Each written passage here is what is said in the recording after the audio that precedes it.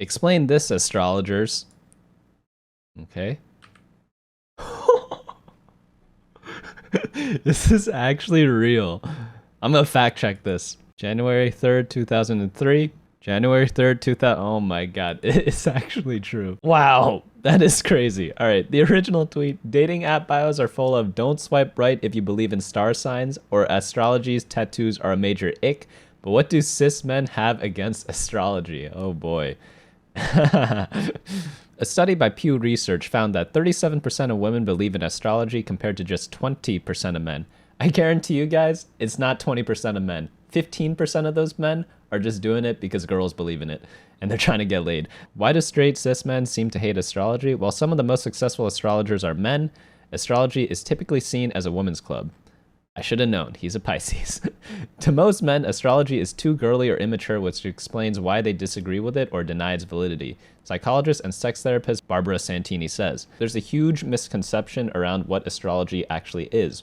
While your mind is likely to jump to newspaper horoscopes and memes, yeah, I'd say so. It's actually a lot deeper than that. Ironically, male resistance to astrology could be written in the stars. Okay, I'm actually curious now. Is astrology scientifically proven? Well, astrology and astronomy were actually studied together as a science until the 1700s. Astrology and astronomy are different things. Honestly, there's no straightforward answer to why men generally dislike astrology, but the next time you're mocked for liking astrology, take a deep breath, light some incense, and send them the link to this article. All right, let's see what this holds for us. Notice how they talk about the huge misconception, and they haven't said anything about it yet. They really want us to click the article. Astrology, advertising, and merchandise from mystical stationery to zodiac makeup palettes are undeniably directed towards women and femmes, playing into gendered stereotypes. Okay, so is it the maker who is sexist then? Even astrological social media accounts often have feminine screen names. Take, for example, Glossy Zodiac and Astrology Babe. As a result, many men don't feel welcome in the community and react by guarding their masculinity and undermining astrology. Okay, so it's the woman's fault then. To most men, astrology is too girly or immature, and this creates a negative perception of astrology and the women who like it. For men, the refusal of astrology is linked to toxic masculinity, which does not allow them to enjoy the same things as women. I like cats. Girls like cats. I like bunnies. Girls like bunnies. I clearly am not a part of toxic masculinity then, because apparently I'm not allowed to like anything that a girl likes. What is a birth chart? Okay, there's a huge misconception. Finally, we get to the root of why we clicked the article. When Jack from Hinge or Joe from Tinder thinks about astrology, his mind jumps to the newspaper horoscopes and memes. That's part of the problem. Both of these are a form of star sign astrology, which ignores the existence of the birth chart. Wow. Okay, tell me about the birth chart. There is no way that all Virgos will come into money this week, or that every single Taurus is materialistic foodie who loves a lie-in. I don't know what a lie-in is. Star signs are just a form of entertainment, not the pinnacle of astrology. Yeah, but when most people use astrology on the dating apps, they're typically talking about the star signs. It's the birth chart, a map of the sky at the time you were born. That reveals the good stuff. It details exactly where each planet was at this magical moment in time. Every planet has its own unique energy, and their placements reveal a little nugget of information about each person, from their sexual kinks and likely career path to their attachment style and romantic tendencies. Star signs, on the other hand, are dictated exclusively by the sun. I, for example, am a unique combination. Wow, yeah, you definitely are really unique. That's all these people want to hear. They just want to feel special. Combination of Aquarius with an Aries moon, Libra ascendant, Capricorn Venus, and Pisces Mars. Admittedly, I probably wouldn't believe in astrology if I didn't know this and thought astrology meant that every Aquarius has the same traits.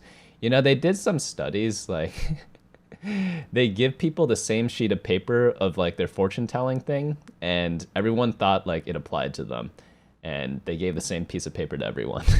There are a lot of studies like this.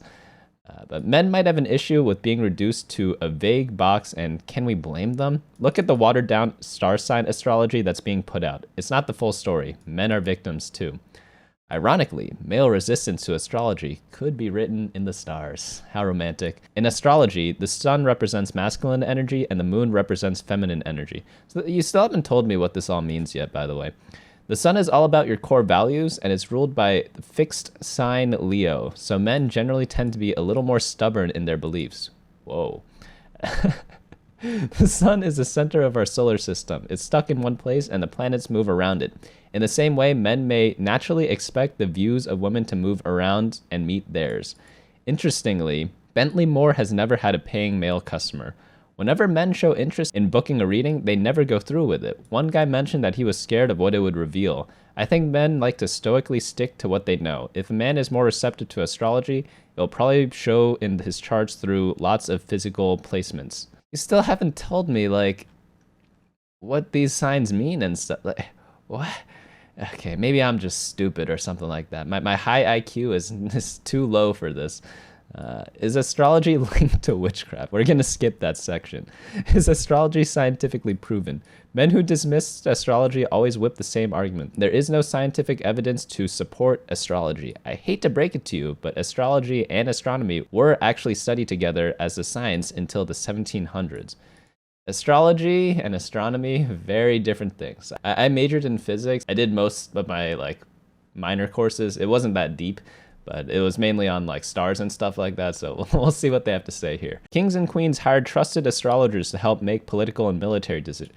Yeah, they also had the voodoo witch doctor treat them. Like, things improve over time. We found out what works and what doesn't through like just the passage of time, the increase of knowledge of humankind. Like, it's not that big of a deal. Astrology didn't fall out of favor until the Enlightenment period, when the church and scholars decided that astrology wasn't worth studying anymore, and we just listened.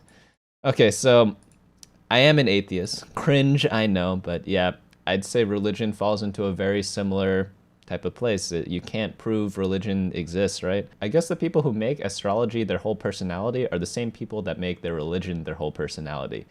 So are those two things different? Is one rooted in misogyny and the other one not as much? I don't really know. The people with money got to shape what we study and know as science today. There might be no scientific proof of astrology, but that's because there isn't funding for research. Okay, well, what are you trying to research? Like, I'm sure it can't be that expensive. Based on the amount of scamming that happens from fortune telling, you can whip enough money to get a research study. Maybe if we were to fund a study on does technology go haywire during... Oh, I'm scared to click this. Okay. Wow. No. The Mercury retrograde shadow periods are almost as chaotic as the real thing. How long is this? Okay, it's short, so we can do this.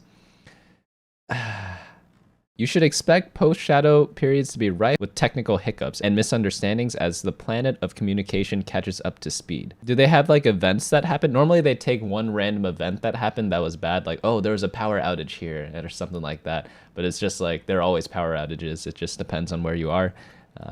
They don't even do that here. That's a little weak of an article. Maybe I'm missing something here, like...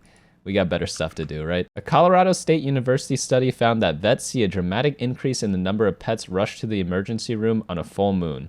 A 23% rise in cats and 28% in dogs. More of this kind of study, please.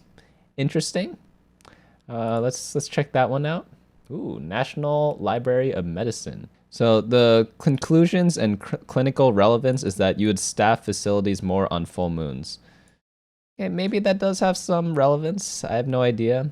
It is interesting. It's a bit of a older study, I would say. I don't really know who these people are. I'm not going to spend my day trying to disprove this or prove it, but sometimes things are coincidences.